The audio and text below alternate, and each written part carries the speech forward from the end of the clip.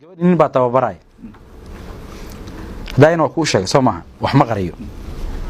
gabadhii dhiida ka imaanay gabadhii way shiire ninkii tababaray gabadha shirkeedii galaya akhlaaq xumada maanta ka jirta goobaha oo jimka oo yaabaysa gabadhii ilaahay jirbuu siiyay quruxu siiyay markay rabto inay boodboodo iyadoo dhan isla nuxsanayso aan warkaygu cadiye isku ekaysiinta gaalada xiirashada in lagu dheelo timaha suxun loo xiirto in dabagaab wadooyinka lagu wareego caanimadu haday naqato inaad laba dhagax ka soo baxdo adoo 40 sano jira dabagaabkuna halka oo ku maraya caawana 12 aad rabto inaad gurigaaga ku laabato salaadii duhur aawe casirkii aawe maghribkii aawe cishihii aawe waxa rabaa caanimo maanta waxa naqatay nin weyn oo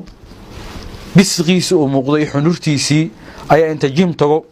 oo dhaha maanta oo dhan kamera laga qaadaya firis ilaahay nagu dhaay dhaqanka inta noogu yimid dhaqanka gaalo noogu yimid jimka ka soo jeedaa maya jimka ma soo jeedo ima fahmin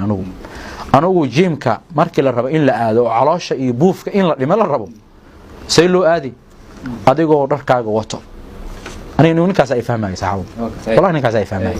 calooshaada jirkaagu ku asturan yihiin cawradaadu ku qarsoonta inaad jimka aado laakiin gaalka joogo Kenya ama Uganda ama Mozambique amba Faransa jooga sidoo dadka u tababaray hadaad u tababarta adigoo xundurtaadu ay muuqato dadku maxay xundurta xorada hada dadka ma yaqaanaan qaar xundurtaadu iyadoo muuqato adoo nin muslima oo 40 jira in aad tiraahdo tay ku taalaasha xasab way anaga dad muslimaan nahay oo gob ah marka caloosha hala dhimo jirka maaragtay hala isdhiso si maaragtay haweenka looga faa'iideysto haweenku moogta nin buuf lama jecla ya sheekh ya soo jeedid si marka gabdhaha waqti looga qaato oo gabdhaha waqti loo siiyo oo hoosha gogosha aad nin firfircoon ku noqoto waa kugu taageeraya markaas horjeedi laakiin diintaada ilaasho waxa rabaa inaan ku sheego ilaahay naafi gabadhii nin baa tababaray hadayna waa ku sheegay Soomaa wax ma qariyo gabadhii dhiida ka imaanay gabadhii way shiire ninkii tababaray gabadha shirkeedii galaya akhlaaq xumada maanta ka jirta goobaha oo jimka oo yaabaysa gabadhii ilaahay jirbuu siiyay quruxu siiyay markay rabto inay boodboodo iyadoo dhan isla nuxsanayso wax kale kuma sii dari karno mogta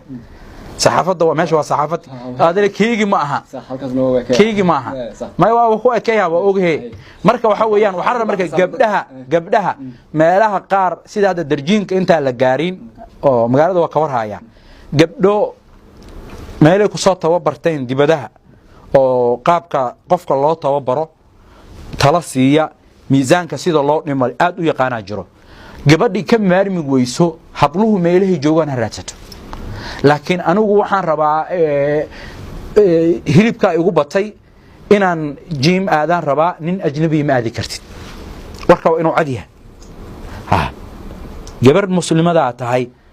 asraarta qaar ninkaaga mooyo meel kale inuu qof aragta laba rabo waxaan meel walba yaal islaamku uma ogola anu islaamka ka hadlaya mugta laba ogola in la isku dhaxmil mana laba ogola shariicada islaamka waxay meel dhigtaa qodobka ugu dambeeya gabadha muslimada foosha ku adkaatay waxay degantaa waa biri